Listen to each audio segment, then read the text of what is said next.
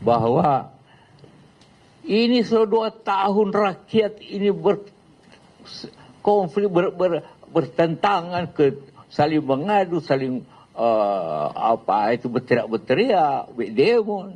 Sudahlah Pak Jokowi, sudah kasihlah ijazah saja. Itu saja. Timbul lain. Sensitif sekali itu ijazah. Kenapa sih? Dan saya itu asli. Kenapa tidak kasih lihat? Kenapa tidak kasih lihat? Selamat pagi teman-teman.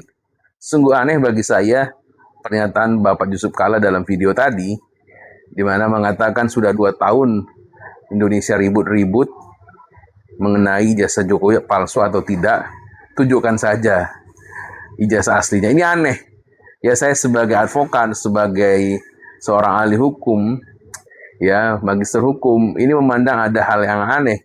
Ada beberapa poin. Yang pertama, dalam sistem hukum Indonesia, kalau orang menggugat atau menuntut sesuatu sampai ke ranah pengadilan, ya, dia harus membuktikan, harus menyediakan bukti-buktinya. Jika ada orang yang menyatakan ijazah Jokowi itu palsu, maka dia harus tunjukkan buktinya.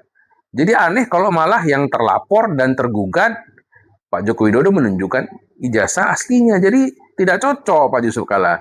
Anda sebagai tokoh negara, negarawan, mantan wakil presiden, malah memberikan saran yang membuat kekacauan dalam sistem hukum Indonesia. Ini tidak benar, gitu ya.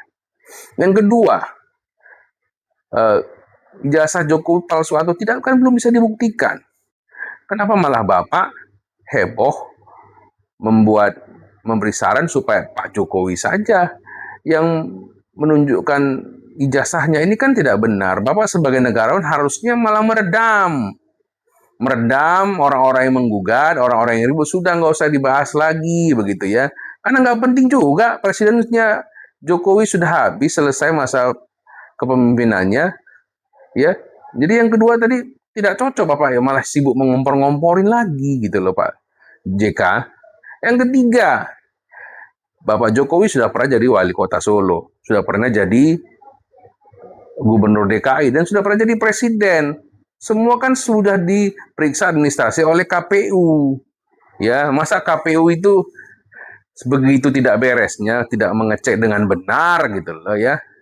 Dan PDIP masa tidak mengecek dengan benar ijazah Jokowi asli atau palsu, yang selama ini PDIP mendukung Jokowi.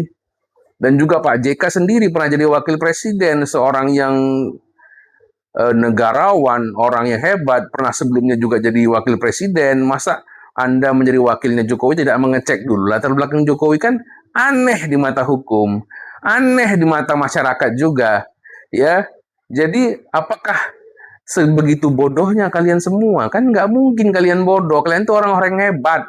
Jadi ini menimbulkan keanehan-keanehan.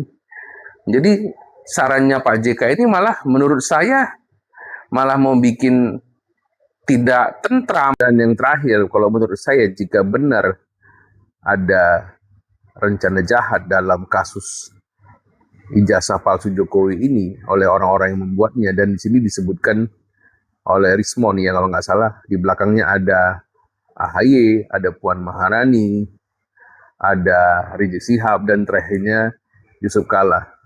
Ya kalau ini benar, ya masuk akal gitu ya. Kenapa masuk akal? Kalau motifnya, dari segi motifnya, satu, Puan Maharani elektabilitasnya jauh di bawah Gibran, bahkan dia tidak masuk bursa capres yang sebelumnya.